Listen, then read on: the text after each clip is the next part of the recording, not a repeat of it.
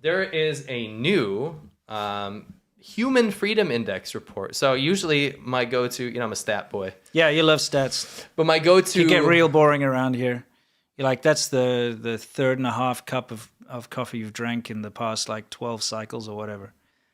Do you operate in cycles? Whatever, you know what I'm saying? It's always some stats. Sure. Stats. When you have your period, I make sure you're not drinking coffee. It's not period cycles, dude. I just anyway. CPU cycles. CPU cycles. Anyway, so usually I use Freedom House for anything democracy and freedom related because they have a lot of good, Freedom House is great. No, Freedom House is awesome, right? But there's actually a new report which measures a couple different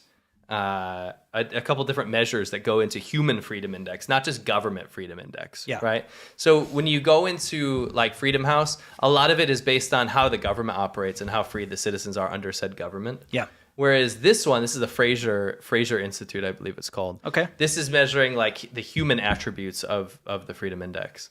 And this year's ranking was finished, obviously just finished up with 2022 coming to a close.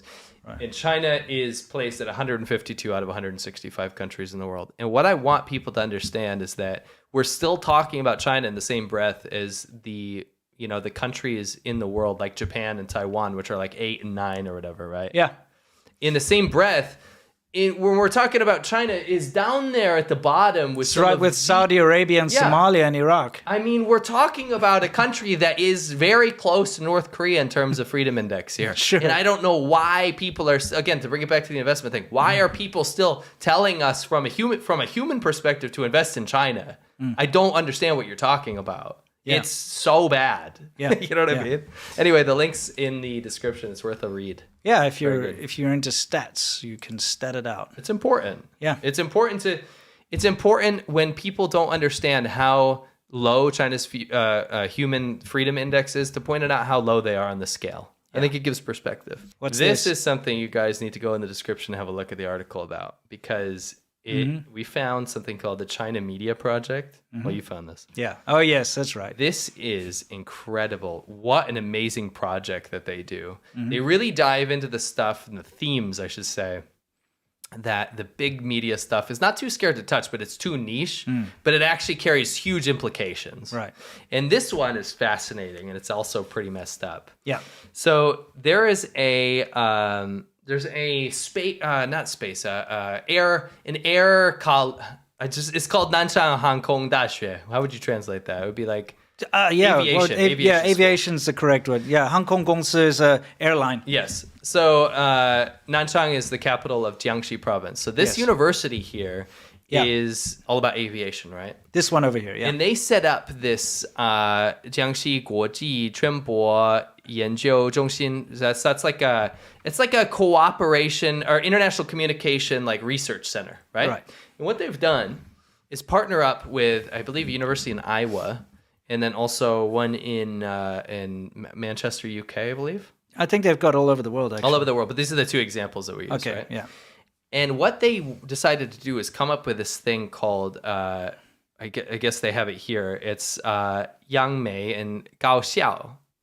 And the idea is to carry out international communication. They use these buzzwords to use overseas student resources, right? So we're talking sending Chinese students abroad and then taking foreign students, right, to do an international exchange. And that sounds hunky-dory and everyone's all rosy. Yeah, it's all about exchange. We know exchange programs. That's kind of common. Wonderful. You send exchange students back and forth. Yes.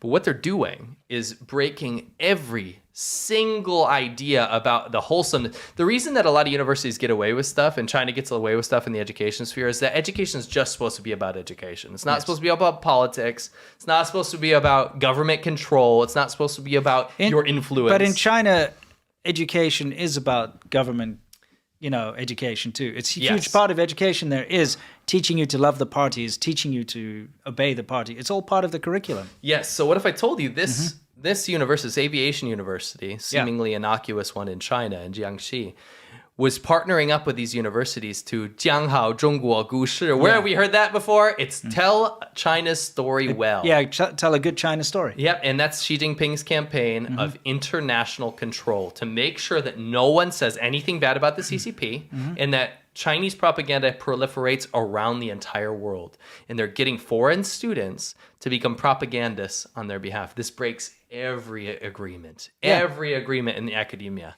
Well, I mean, here's the important thing about this is an official thing that they're doing here. Because we all know, and it's been going on forever, that you've got things like the Confucius Institutes or Chinese language and cultural institutes around the world, and they get into the universities and then they control the Chinese students that are there. Yeah. They make sure that they don't step out of line. You know, they also, if for instance the Dalai Lama wants to come and speak or something, they make sure that that's boycotted. They also get in there and they threaten to withdraw funding or whatever if he turns up. You know, they basically act as an enforcement arm of the Chinese government, these institutes, right? Chinese students are harassed basically and intimidated into staying in their lane. Yeah. Okay, by these institutes and so on.